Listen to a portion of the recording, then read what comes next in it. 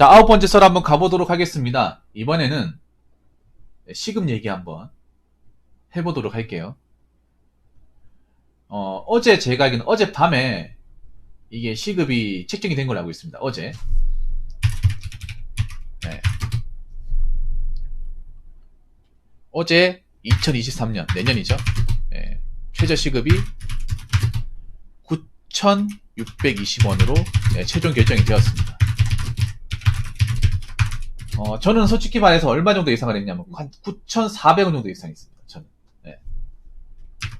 저는 한 9,400원, 420원 정도 예상을 했는데 200원 더 높았습니다. 그리고 올해 기준보다 460원 이상이죠. 절대 작다고 볼 수 없습니다. 재민님 어서 반갑습니다. 사실 제조업은 그렇게 문제가 안 될 거예요. 이게 사실 내가 봤을 때는 이거 올린다고 해서 제조업이 크게 타격을 받지는 않을 거야. 뭐 상여를 줄이면 하면 되니까. 네. 그러니까 제조업은 어느 정도, 그러니까 완전히 타격이 있다 이 정도는 아닐 거예요. 제조업은. 그래도 사람 쓸 건 쓸 겁니다. 이제 최저시급을 이래라도 돈이 좀 되는 거야 이제 어떻게 보면. 네. 뭐 최저시급만으로 돈을 받는 뭐 제조업 근로자들 생각보다 많거든요, 여러분. 네. 그는 뭐 타격이 있겠지만 그래도 직원을 쓸 곳은 계속 쓸 거예요. 네. 왜냐하면 공장 일자리 수요가 꾸준하게 있는 곳이니까 분명히 쓸 겁니다. 그리고 이제 최저시급을 일을 한다 하더라도 최저시급만으로 이제 세후 300을 넘길 수 있는 거야, 쉽게 얘기해서. 네. 그리고 한번 계산해 볼까요? 기본급이 어떻게 되는지. 네. 기본급이 어떻게 계산하냐면 최저시급 곱하기 209를 하면 되거든요. 9,620원 곱하기 209. 야. 네, 지금 기본급이 200만원 넘네요. 네, 기본급이. 네, 기본급이에요. 그러니까 법적에서 얘기하는 최소한 노동자의 기본급. 기본급만 쭉 나오는 거예요. 네, 참 많이 올랐네요. 근데 문제는 뭐냐? 문제는 이 서비스업이에요, 서비스업. 네. 제조업도 어느 정도 타격이 있겠지만 직접적인 타격은 사실상 서비스업에 있다고 보시면 됩니다. 서비스업. 그래서 아마 편의점은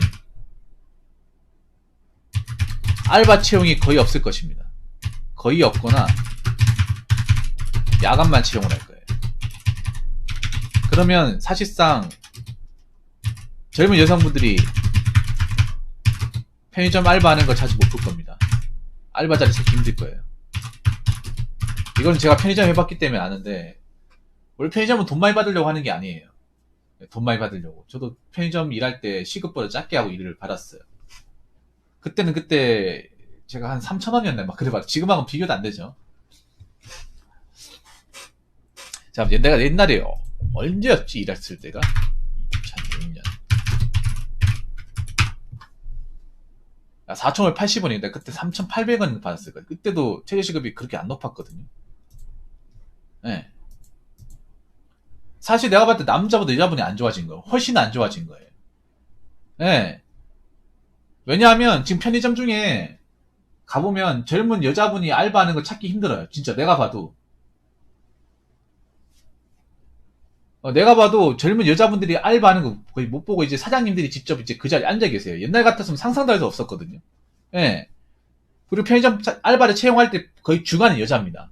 주간이 남자가 있는 경우는 없어요. 주간은 무조건 여자, 야간은 남자. 이게 국룰이에요.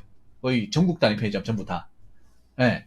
그래서 보통 여자분들이 알바를 하려면 주간을 해야 되는데 과연 주간에 쓸까라는 거죠. 예. 야간엔 쓸 거예요. 야간에는 편의점 점주분들이 야간 일하는 걸 굉장히 힘들어 하거든요. 예. 점주분들이 이제 땜빵을 하더라도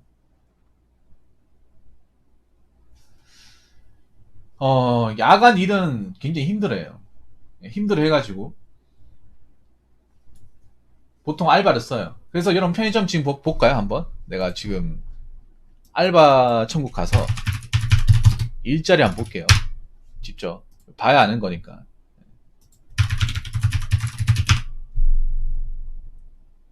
자, 한번 볼게요. 이거 저녁 시간대네. 저녁 시간. 네. 거의 아마 낮 시간대는 없을 거예요.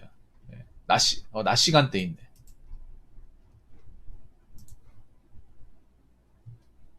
네. 야간 시간대 많이 뽑네요. 야간 시간대.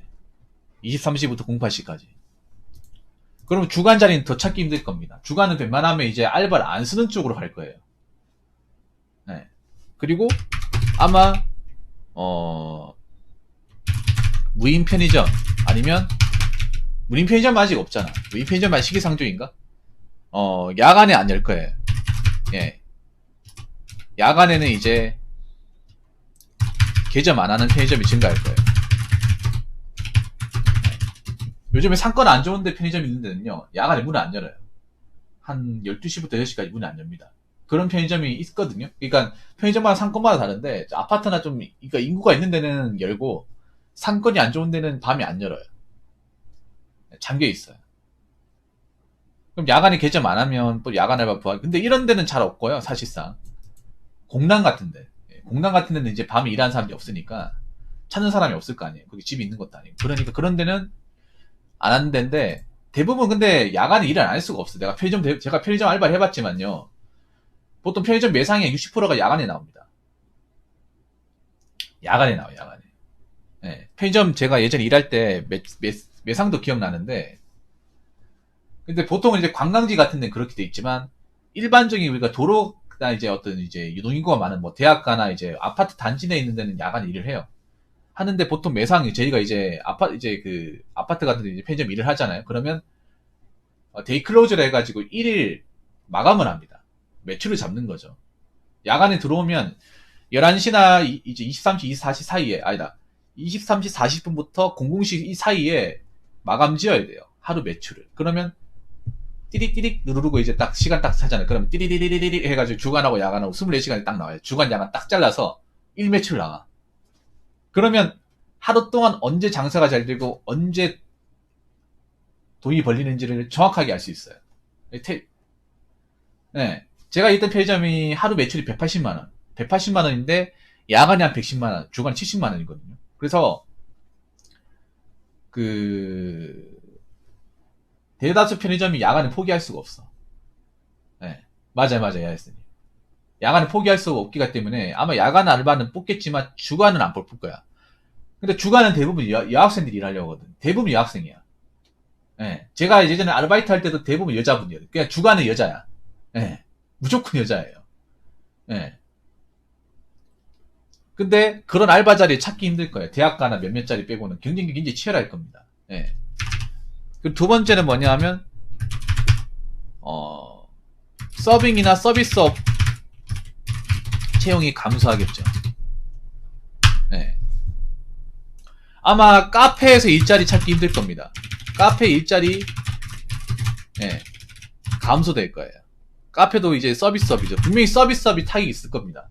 제가 볼 때 알바로 가장 큰 타격을 보는 데는 제조업보다는 서비스업이 서비스업. 아니, 생각보다 많이 안 나와요. 예, 생각보다 그렇게 많이 안 남습니다, 편의점이. 이래 보면. 왜냐면 편의점이, 그러니까 이렇게 생각하는데, 물건값이 반값 이상이에요. 물건은 자기들이 이제 주문해가지고 그 물건값의 반만, 예, 하고, 그리고 전기세가 좀 많이 나와. 예, 전기세 같은 게. 한 150에서 20만 나와요.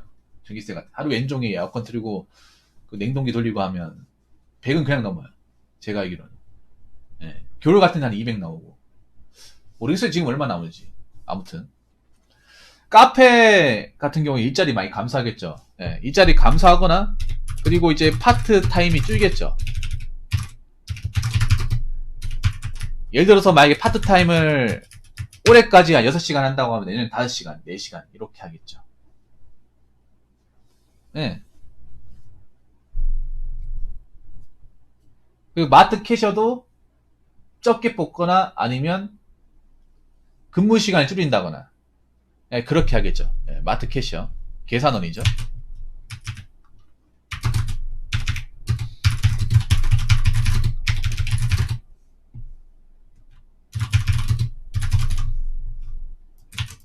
예. 그러면 사실상 여자분들이 편하게 일할 수 있는 자리는 없어지는 겁니다. 아마 PC방도 근무 시간이 좀 줄 가능성이 있어요. 좀 잘 되는, 장사 잘 되는 곳 빼고는. 그래서 대다수의 이 서비스업이 영향을 많이 끼칠 겁니다. 예, 그리고 뭐 식당의 경우는 예, 기존에 일하던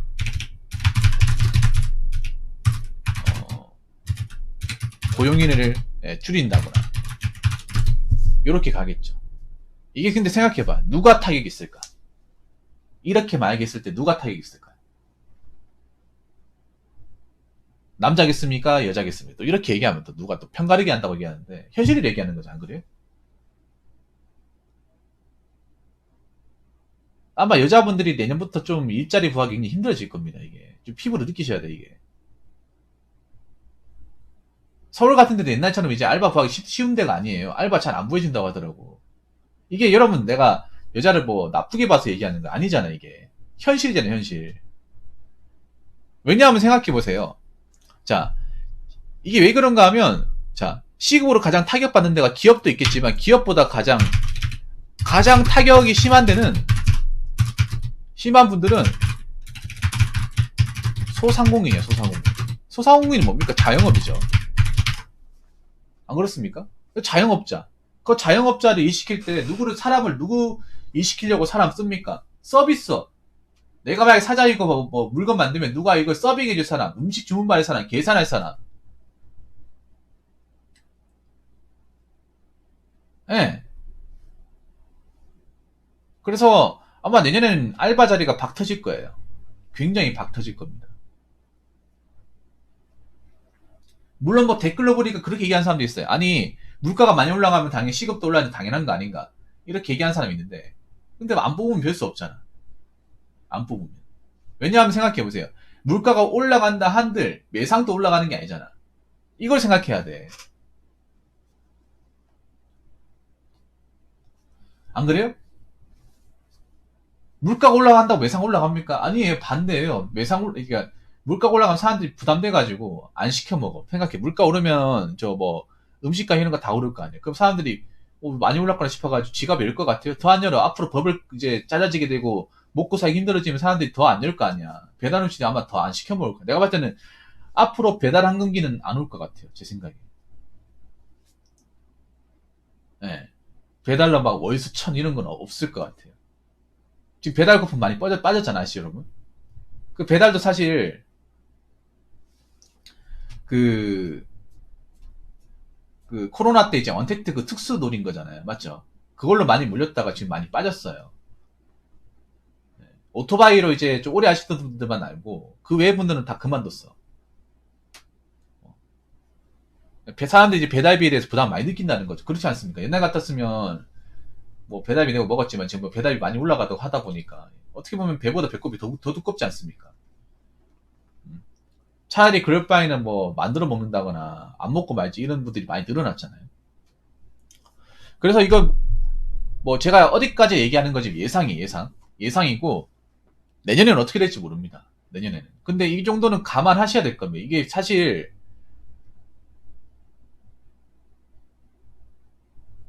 좀 많이 생각을 하셔야 될 거예요.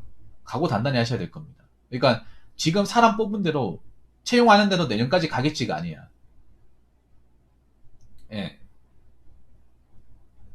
특히 여기 보면 뭐 카페, 마트, 편의점 돈 많이 벌고 수익이 나는데 별로 없어요. 수익이 안 나는 곳이야. 수익이 안 나는 건데 일손이 부족하니까 알바를 쓰는 건데 시급이 올라가니 부담이 더 커지면 과연 이 사람들이 계속 유지가 될 거냐 말이죠. 이 부분 분명히 생각을 해야 됩니다. 물론 그렇다고 시급이 안 오를 수는 없겠지만 아무튼 내년에 이 문제가 굉장히 많이 대두가 될 겁니다. 알바 구하기 힘들다. 뭐냐면 알바 시간 너무 짧다.